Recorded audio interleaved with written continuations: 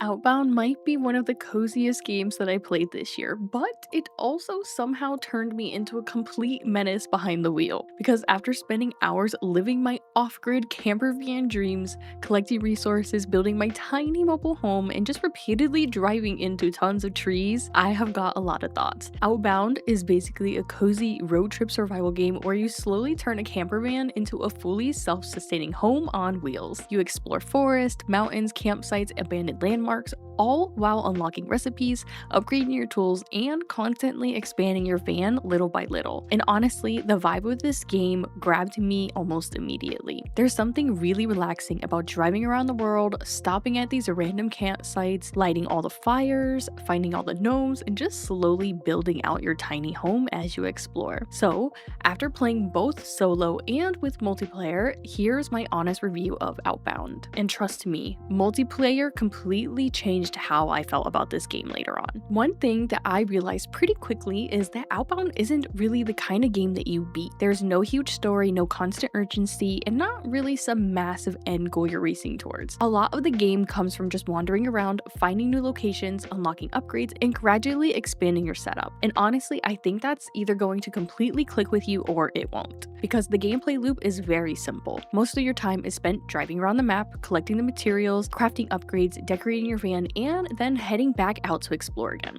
And that's pretty much it. But weirdly enough, I think that simplicity is also why this game feels really relaxing. There were moments where I would park near a forest while it was raining, hop out, collect the wood for a while, and then just come back to just organize and upgrade my camper van for like 10 minutes straight. And somehow those small, simple moments end up becoming some of my favorite parts of the game. It started to feel less like I was trying to complete objectives and more like I was just existing in a world for a while. Now, one of the first things that the game lets you do is pick your starter van build. Some of the vans are smaller and feel a little bit cozier and more compact, while others feel larger or almost like full-on mobile homes. There's even a school bus option through the DLC, which honestly looks so cool. You can also customize the colors of your vehicle, and later on you're able to fully decorate the inside however you want, which is one of my favorite parts. There's something weirdly satisfying about slowly turning this tiny empty vehicle into a space that actually feels lived in and serves a purpose. Now, there is also character customization, but honestly it's pretty limited. At first, I thought that it didn't really matter because the game is entirely in first person, so what was the point of character creation? So I honestly was just sitting there wondering why I was customizing somebody I was literally never going to see. But the second that you jump into multiplayer is where it comes into play, because you'll be able to see your friends' outfits and their little character designs running around the world with you. And honestly, it added just a little bit extra charm to the multiplayer. Now, the amount of mechanics packed into this game surprised me way more than I expected. At first glance, it just looks like a simple, cozy exploration game, but the deeper you go into it, the more systems I kept uncovering. You're constantly gathering resources like wood, scrap metal, fiber, food, and litter to keep expanding both your vehicle and your overall setup. The game has a large focus on sustainability and self-sufficiency. You recycle trash into usable resources, generate power through wind turbines and battery systems. You'll be growing crops, cook recipes, and slowly transform your camper van into a fully functional moving home. I really liked how the game made sustainability feel relaxing instead of overwhelming. Early on, your van feels tiny and barely functional, but over time you start adding storage, crafting station, crop plots, decorations, lighting, power systems, entirely new structures onto the vehicle itself. And slowly watching your setup evolve ended up becoming one of the most satisfying parts of the game for me. There was a lot more upgrades than I expected. You can unlock new vehicle expansions, stronger tools,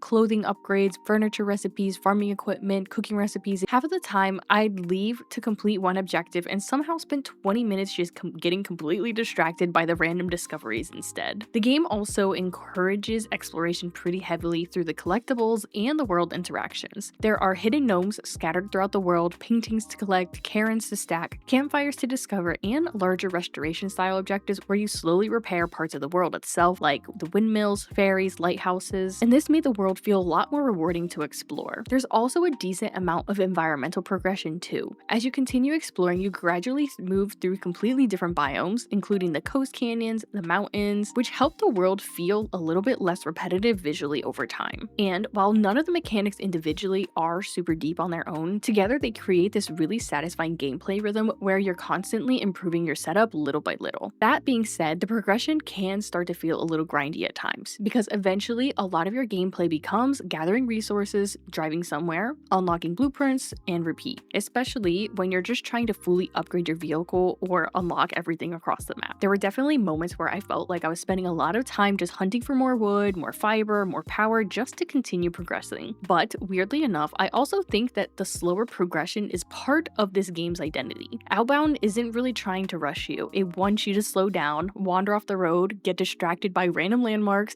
and just slowly build your home over time instead of immediately maxing everything out. Exploration is huge in this game.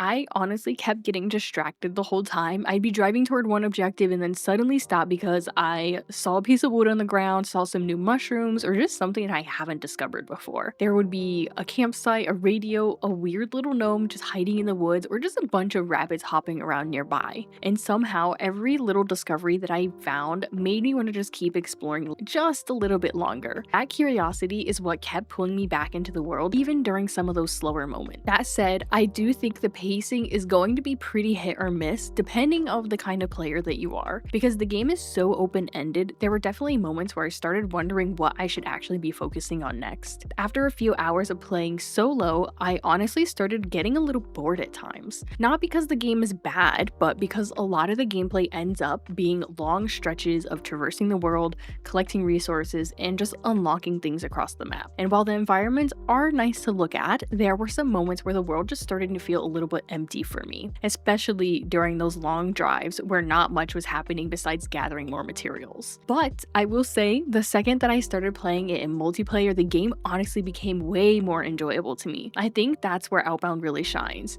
Driving around together, splitting up resources, collecting all the campsites, decorating the van, and just going on a little road trip adventure together made the world feel so much more alive. Even some of the simple things of you trying to drive off without your friend became really hilarious. It started feeling less like a survival crafting game and more like a cozy camping trip with your friends. I also tried it on the Steam Deck, and honestly this feels like it is a perfect game for the Steam Deck. The slower pace works really well in handheld mode, and I actually found myself enjoying the game more on there than sitting at my desk. The controls translated really well too, and it ran around 30 FPS. Although, weirdly enough, playing on PC at higher frame rates sometimes made me feel a little motion sickness. So that is definitely something for you to keep in mind. As for the UI, I think it's overall pretty clean and really easy to understand. The crafting menus are straightforward, inventory management is simple enough, and most mechanics are introduced pretty naturally because you slowly upgrade things over time.